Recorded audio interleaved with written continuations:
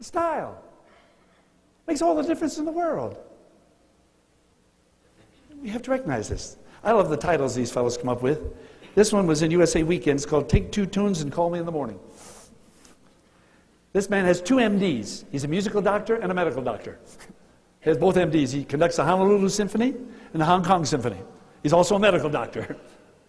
He says some very interesting things. He says very loud music creates an altered state of consciousness akin to what? An alcoholic or drug-induced stupor. Did you hear that? He's saying that rock music is just like drugs and alcohol that can become what? Addictive. Again, I mentioned this before, but when I said years ago that rock music was addictive, a lot of folks said there's no way. Look who's saying it now. Here's a man who's a musician and a medical doctor. He says the music can become addictive. Let me show you.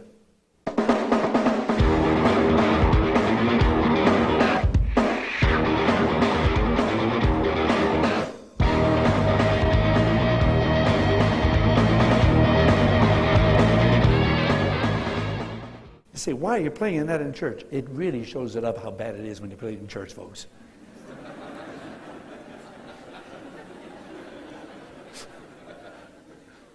It really does. You may hear it on television and not think it's right. You hear it in church, it shows you. And that's a Christian recording I'm playing. This is what is being accepted. You say, well, that's a wild example. No, that's not. That's one of the top Christian music groups today I just played for you. One of the top ones. They have sold their records in the millions. In the millions. I'm not exaggerating. You see, the style can become addictive. I don't recommend this book to you.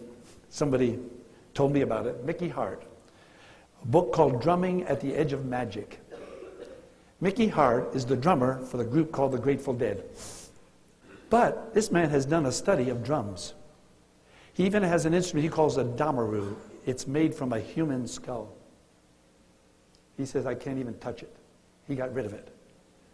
But he says some very interesting things in his book. He says the Africans believe that the spirits ride the drum beat down into the body of the dancers, who then begin the erratic shaking movements of the possessed. Say, well, why are you using a quote like that? Because the CCM people are using the very same motions. Exactly the same. You watch it. It's frightening. He is into shamanism. I'm not talking about a man who's opposed to it. He believes it's a good thing. And a shaman is an individual who can enter into a trance in order to communicate with the spirit world.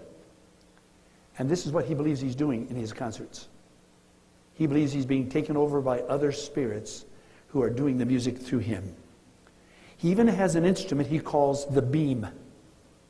The beam is a 10-foot aluminum girder hooked to 12 piano strings tuned to very low pitches, fed into a 170,000 watt sound system. Now that may not mean a lot to you, but let me just show you something. Your average home stereo has probably 100 watts. The average church sound system, probably here we have maybe 1,500 watts for this church. You go to a large auditorium downtown, they probably have at the most 8,000 watts. The beam that Mickey Hart has 170,000 watts. He says that will put you in a trance very quickly. And he believes that's what he's doing with his music. But you say, where do you draw the line? I mean, you've been playing some pretty wild music for us. But my question is, do you draw a line? That's be my first question. And is your line based upon Bible principles? The problem with saying that music is amoral is you're saying there is no line. When you say it's amoral, you say there is no line, anything goes. And this is where the field has gone, the so-called Christian field has gone, that anything goes now. We'll show you that before the day is over, that anything goes. And my suggestion is that our line ought to be as close to God as we can make it. Because the scripture says We are to stay as far away from worldliness as we can. I always remember the illustration, when I'm talking about this, the illustration that Dr. Bob Jones Sr. gave many years ago. He said a man wanted to hire a coach driver. And he had 3 men apply for the job. So he took them up on the side of a mountain where the road ran right along by a cliff that dropped off. And he said to the first man, how close can you get to the edge without going off? The man said, I think I can get within about a foot. He said, I don't want you. He said to the second man, how close can you get? He said, I think I can get within 6 inches without going off. He said, I don't want you. He said to the third man, how close can you get? And the man said, I don't know, and I'm not going to find out. I'm going to stay as far away from it as I can. He said, you're hired. And I know a whole bunch of folks that are trying to come as close to the world as they possibly can. And they're always the ones that say, where do you draw the line? The problem is, they've got dust, chalk dust on their shoes from staying on the line. Neil Postman,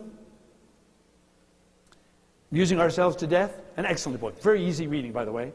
He's mainly going after TV, but he also has some excellent quotes. He says the form in which ideas are expressed affects what those ideas will be. He even goes on and says, it is naive to think that something that has been expressed in one form can be expressed in another without significantly changing its meaning, texture, or value. I think a musical example is worth 10,000 words. Everybody. That's the way it ought to be sung, right?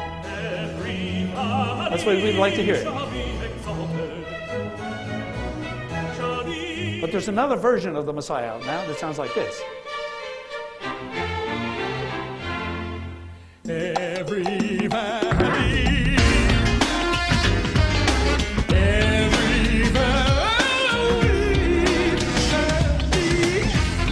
exalted. Sorry, I can't stand much of that. But you see, again, what we're saying is they've taken good words and literally turned them into blasphemy. Because they've changed the meaning, they've changed the texture, and they've changed the value of what was being sung. Isn't that obvious? I think it makes good sense. Then he says, TV, this is Neil Postman again, TV compared to music plays a comparatively small role in the formation of character and taste. Neil Postman teaches at NYU, New York University, one of the most liberal colleges. He's written over 30 books on communication. And he says, parents, you ought to be more concerned about the music that you let your children listen to than you are about TV. And when he says that, he's saying a mouthful. Because we certainly can't recommend TV very highly, can we? USA Weekend says that 80% of the stimuli that reaches our brains comes in through our ears. 80% is what you hear. It controls you very much. Here's a book called Rock Music, Culture, Aesthetics, and Sociology by Peter Wick. He wrote a doctoral thesis on this. He said, we respond to the materiality of rock sounds, and the rock experience is essentially what? Erotic, sensual. But the Christian people come along and say, no, we can take that, and we can make something good out of it. Ah, how nonsensical can you get? Emblems of Mind, which we quoted before, says pop music fulfills a different function from art music and often has different ambitions because music is communication. Just like language, just like art, there is good language and there's bad language, right? There's good art and there's bad art, no matter what the NEA says. And there's good music and there's bad music because music communicates. And there are archetypal responses. Archetypal responses. You say, what kind of response is that? That's a response to which, something to which you respond even if you had never heard it before.